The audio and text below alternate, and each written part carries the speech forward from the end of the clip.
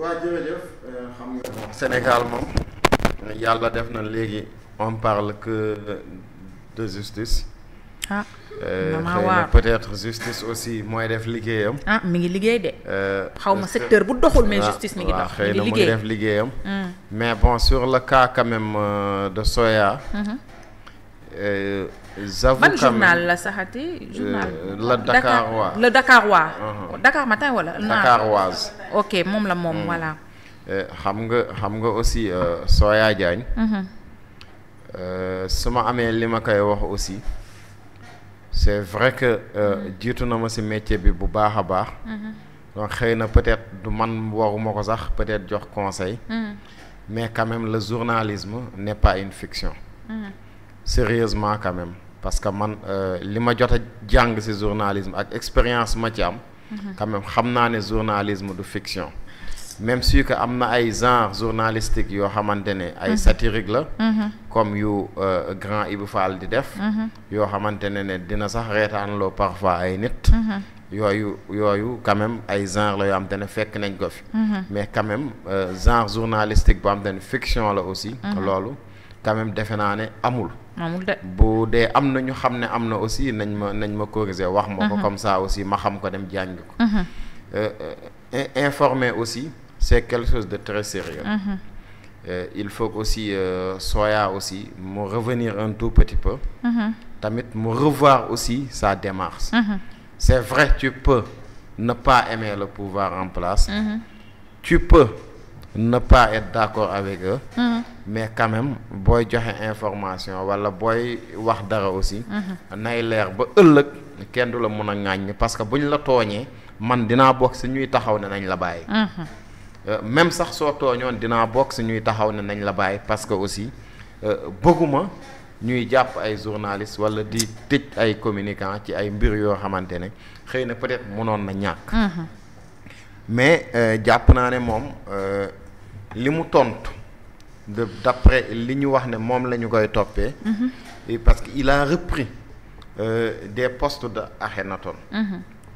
Akhenaton ñun ñëpp xam nañ ces postes aussi parfois dafay viser trop. Akhenaton dafa nekk ci combat. dafay viser trop. rien à voir avec le journalisme dafay viser trop El Malick Ndiaye. oui daf koy souvent def ay accusations yoo xamante ne mare d'Italie kenn du ko wax sax ci télé.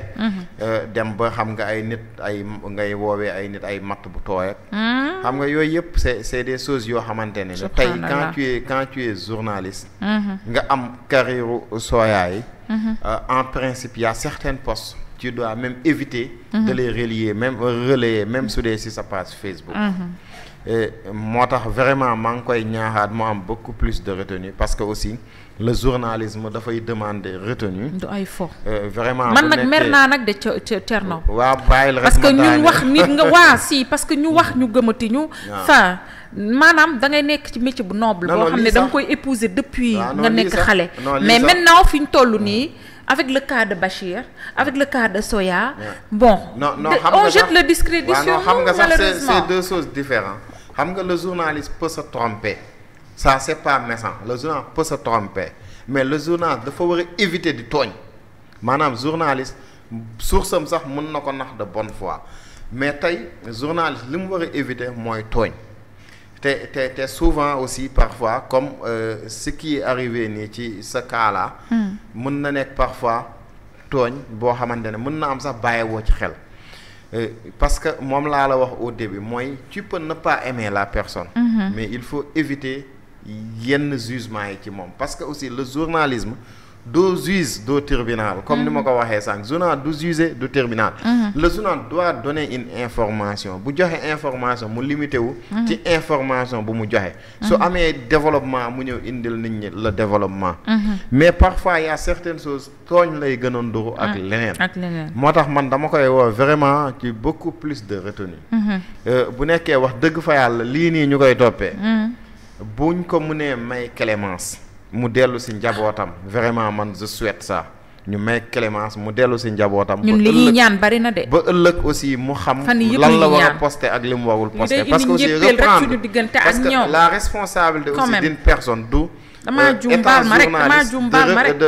de reprendre des postes de Akhenaton sachant que xam nga jamono ji position am contre El Malick Ndiaye.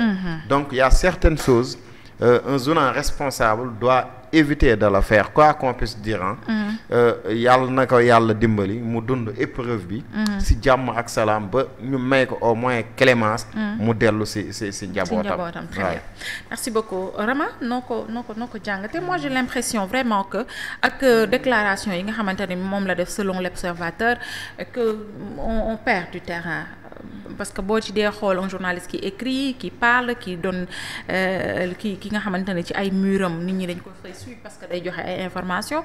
Moi je pense que lépp loo war a mën a wax pour une fois mën na nekk juum mais 2 fois man du ma xam nu ma koy tuddee. Beneen bi ci topp Soya mi quand il parle de truc nu mu tudd Thierno li mu wax sànq ne fiction la yow da nga ko jàng ci journalisme fiction. Man musuma ko lire fenn musuma ko jàng fenn tam te loolu jaaxal na ma. ba ci ay fiction laa nekk ci ay délire laa nekk ana écriture ak délire. Moi j'ai rien compris dafa mel ni daal de plus en plus ñun ñu ngi voué à ce que ñu respecté ñu jox ñu suñu gëdd mais ñun ñu ngi rabaisser un peu la pente. bu fekkee mën nañ ko waxee noonu noo ko jàngatee. merci Fatima alors comme Thierno lu mu wax fu may njëkkee rek moom mooy que ni en tout cas di ko mastawu aussi di ko apporter toute ma solidarité moi je l'appelle affectueusement tonton Soya Diagne parce que comme ni nga ko waxee c'est un doyen donc aussi mu am carrière boo xamante ne ni aussi ñun ñëpp ñu ngi ñaan ci ay at mais également ci carrière aussi ñu yegg plus sax que ci loolu alors man aussi dama bëgg au Sénégal xam nga léegi dañu nekk ci mutation bu compliqué moo tax il faut que ñuy xaw a def attention. Un jour je l'ai dit à quelqu'un ci X parce que dama bind après mu ne mooy toi en tant que journaliste ngay joxe lii ci sa page ma ne ko sama page yi sama plateforme numérique yi c'est pas des pages informatives ça n'a rien à voir avec mon travail de journaliste bien vrai que ni tey fu ma génn fu ma waxee dañ naan xamal la journaliste même su ma bindee également j'utilise ma casquette de journaliste